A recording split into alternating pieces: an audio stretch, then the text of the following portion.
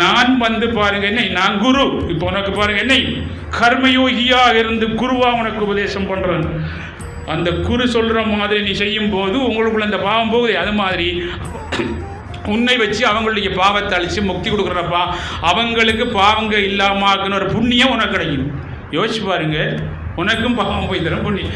என் குருநாதர் பாருங்க எனக்குள்ளரிக்க பாருங்க பாவத்தை சங்காரம் பண்ணி பாருங்க பாருங்க நீ பாருங்க இன்னொரு ஆக்கள பாவத்தை சங்காரம் பண்ணி அவங்களுக்கு பாருங்க புறவா பெருமை அடைவின்னு சொல்ற மாதிரி சிந்திச்சு பாருங்க.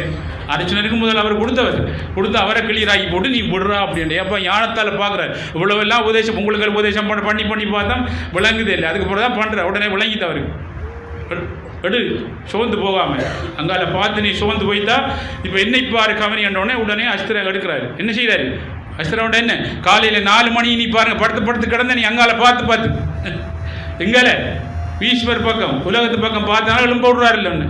அதே மாதிரி பாருங்க என்னை பாருன்னு கவனிச்சோடனே இப்போ 4 மணி கிளம்பி தியானம் பண்ணுற மாதிரி பண்ண தானே உன்னையும் நீயும் பெல்லாம் எல்லாரையும் பெல்லாம் அதுதான் செய்தார் கிருஷ்ணன். இதுதான் உண்மை.